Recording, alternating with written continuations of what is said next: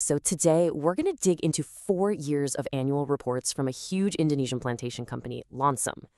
We're going to see the story of how a company that's been around for over a century didn't just get through one of the craziest periods in modern history, it actually thrived.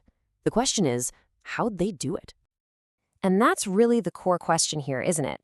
We're talking about a company that has seen it all, and yet it found itself facing a pandemic, a war, bizarre weather, and just wild market swings all at the same time. So, how did they manage? Let's get into it. All right, so here's how we're going to break it all down. First, we'll get to know who Lonsum is. Then, we'll dive into the chaotic world they were dealing with. We'll follow the money on their financial roller coaster, see what was actually happening in the fields, and then unpack their strategy for what's next. And we'll wrap it all up with one last big question.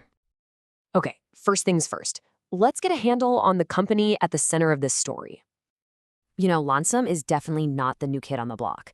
Founded way back in 1906, they made a huge pivot in the 80s to focus on oil palm. They went public in 96, and then in 2007, they became a major piece of the massive Indo-Food Group. That's a long history, and it really shapes everything they do today. So what business is Lonsum actually in? Well, they've got some skin in the game with rubber and seeds, but let's be real, it's all about one thing: oil palm. I mean, look at that. 92% of their revenue comes from oil palm products.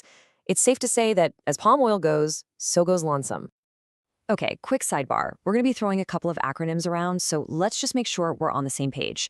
You're going to hear FFB, which stands for fresh fruit bunches. That's literally the fruit they harvest.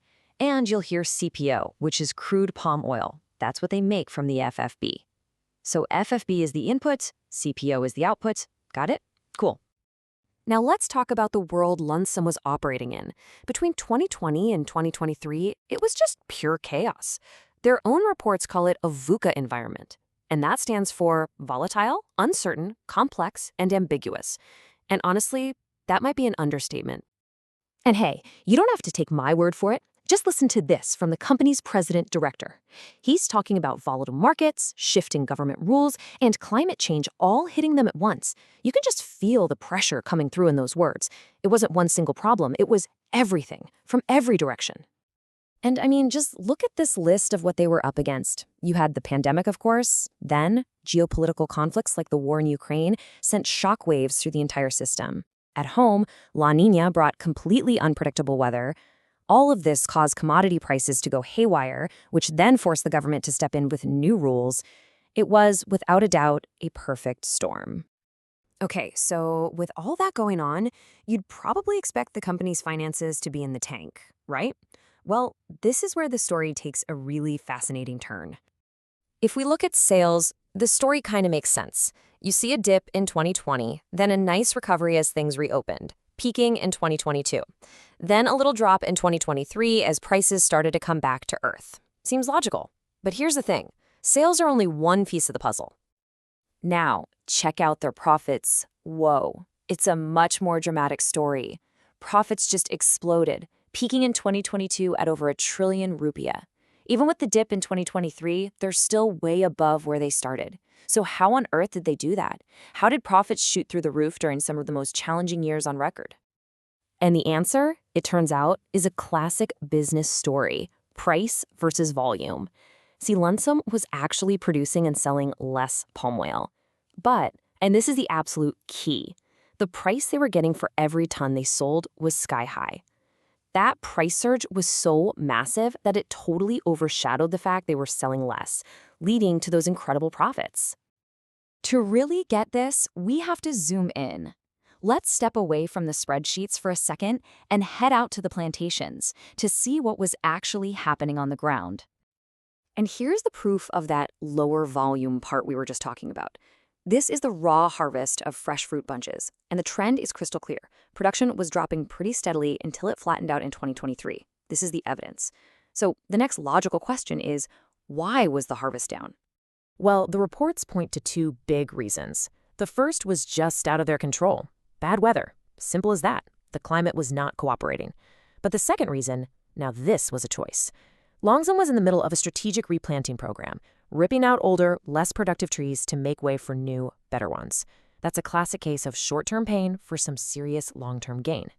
And that idea of playing the long game takes us right into their strategy for the future. So how exactly is Lonsum getting ready for its next chapter? Let's start with just one number, 100%. In 2021, Lonsum hit 100% ISPO certification for its main crude palm oil production. Now, that sounds impressive, but what does it actually mean? Why is that such a big deal? Well, ISPO is basically the government's official stamp of approval for sustainable palm oil in Indonesia. Getting that certification proves you're following the rules on environmental management and social responsibility.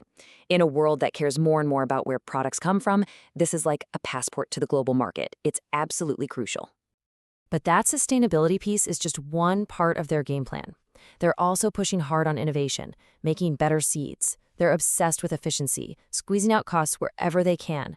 They're boosting productivity with new tech.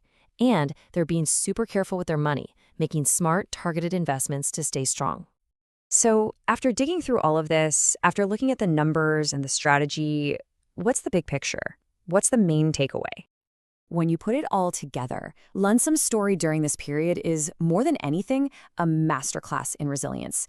They brilliantly surfed that wave of high market prices to rake in record profits, all while quietly executing a long-term strategy to make their core business even stronger for the future. And all of this leaves us with one final thought, something to chew on.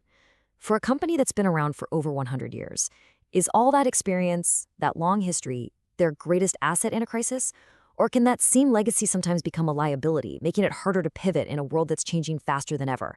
It's a huge question, and one that every single legacy company out there has to answer for itself.